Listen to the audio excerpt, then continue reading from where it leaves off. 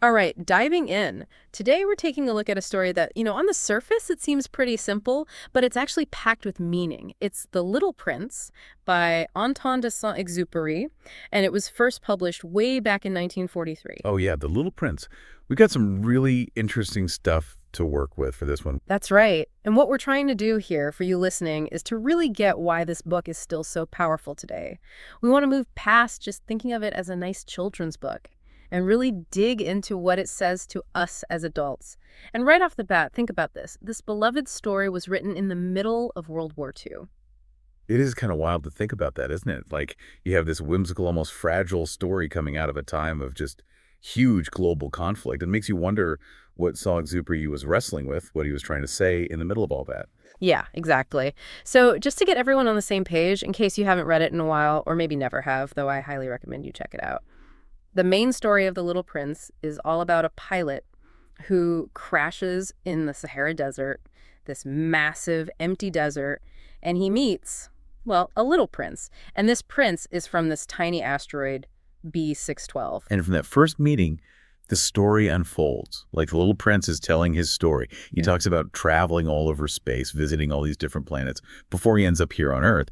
And it's through all these encounters that the story starts to reveal its deeper meaning. Totally. And the characters on these planets, I mean, they're so memorable. You've got this king who rules over basically nothing, a vain man who just wants everyone to tell him how great he is all the time, a drunkard who's always drinking, a businessman obsessed with owning the stars, a lamplighter stuck in this pointless routine, and then a geographer who, ironically, doesn't actually know anything about the world he studies. You know, it's interesting because Saint-Exupéry is using these characters to kind of poke fun at how the adult world can be so illogical, so self-centered.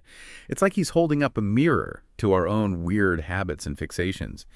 And for you, our listener, who I know is interested in seeing things from different angles, well, each of these characters, as flawed as they are, gives you a different way of looking at life. And that Tricky you shared actually breaks it down really well. Like, it points out how the king shows you what power is like without any real purpose, and the businessman, how fixated we can get on material wealth. It's like this whole cosmic gallery of human weaknesses, but the story really gets you emotionally when you focus on the little prince's relationships, especially, the one with the rose he left behind on his asteroid and the one he builds with the fox here on Earth. And that relationship with the rose, it's got its fair share of drama, doesn't it? He's annoyed by her, by how demanding she is, how vain she can be. Oh, for sure. And that early conflict is so important because it sets up the foundation for him understanding what a real meaningful relationship actually is. It's not until he's gone on this journey, especially after meeting the fox, that he realizes all the time and care he gave to his rose. That's what made her so special to him, so unique. And then there's that fox, right, who introduces this really thought-provoking idea of taming. Could you unpack that a little? What does that even mean in this context? Well, what's so cool here is how the fox explains teaming. He says it's all about building bonds, creating connection that makes someone or something really important in your eyes, precious to you. And with that bond comes responsibility. You probably heard the quote, "You are responsible forever for what you tame." Man, that line, it seems so straightforward, but when you think about it, it's really profound. Makes you think about all the connections in your own life, right? Family, friends, even a pet you love, like your lead mentioned. It reminds you that being truly connected to someone isn't just a feeling. It's about continuous care and commitment. Absolutely. And this all leads to what's the big takeaway from the book, the idea of seeing with the heart. I'm sure you know the line. It's the most famous one from the story. What is essential is invisible to the eye. Okay, yeah, let's dive into that a bit more. What does that really mean in the world of The Little Prince? It's highlighting that you can't just rely on logic and surface observations. The book is saying that the things in life that have real value, like love, friendship, loyalty, the beauty of nature, they're not always obvious. You have to feel them, use your intuition, understand them on a deeper level than just what you see. And you see that so clearly in how different the little prince is compared to all the adults he meets, with their shallow perspectives. Think about the businessman who's just counting stars over and over, convinced that he owns them just because he's counted them. Oh yeah, that's such a good example. He's so caught up in the idea of owning things, of what he can count and control, that he totally misses the point of the stars, the wonder and beauty of them. They're just commodities to him, not something awe-inspiring. And it makes you think, yeah, our listener, are there parts of your own life where you might be doing the same thing? Focused on what you can touch and measure, maybe missing what's really meaningful even though you can't see it. It really makes you stop and think, for sure. So beyond these big themes, The Little Prince also uses a lot of interesting symbolism, right? Like the well in the desert. On one level, it's just water, but it feels like it stands for something much bigger. That's so true. The well becomes this symbol of hope and finding nourishment, literally and figuratively, even in this empty, desolate place. The Little Prince says what makes the desert beautiful is that somewhere it hides a well. It's a reminder that even when things are tough, you can often find a source of strength, whether it's your own resilience, a friend who supports you, or just a moment of clarity. Ah, And in your O'Day, you mentioned finding support and talking to someone during hard times, which is such a perfect example of this idea. wow, yeah, I see that connection. And then you have the snake, which always feels a little creepy in the story.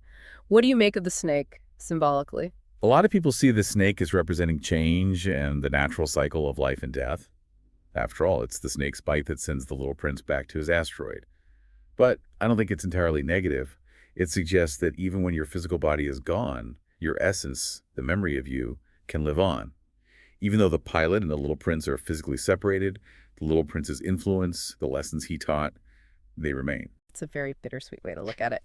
Okay, so let's go back to what we were talking about at the beginning, how this book, which feels so lighthearted, was actually written during World War II, this time of massive upheaval. How do you think that historical context affected the story's themes? Well, when you put the story against the backdrop of a world war, with so much suffering going on, it makes sense that themes of loss, loneliness, and searching for connection would really resonate with Saint-Exupéry, especially since he was in exile himself. And the book's focus on love, compassion, and the importance of what's inside us, it could be seen as a direct response to all the destruction of war, like he's reaffirming what really matters, even when everything else is falling apart. It gives you this little glimmer of hope, reminds you that even in the worst times, there's still shared humanity. It really adds a whole other dimension to the story, doesn't it? And we can't forget about the illustrations, drawn by Saint-Exupéry himself. They're so simple, almost childlike, but they capture the feeling of the book so perfectly. They really do. The illustrations are a huge part of the reading experience. Think about that drawing of the boa constrictor who swallowed an elephant, which the adults all think is just a hat. It's a visual representation of the whole idea of not judging by appearances, of looking deeper. And his drawings bring the characters and the fantastical elements of the story to life in a way words just can't. It feels like he's sharing something really personal with you, the reader. It does feel like you're getting a glimpse into his mind. So, as we wrap up our deep dive into The Little Prince, what's the one big takeaway you'd want our listeners to walk away with? I'd say it's to remember to look beyond what's on the surface, to find the real value in the people and experiences you have in your life. Don't forget, the most important things, you often can't see them with just your eyes. You have to see with your heart. That's a great way to put it. And just to bring it back to that powerful quote one more time, what is essential is invisible to the eye. Think about that for a second, listener. What are those invisible things that are most important to you? That's the question, right?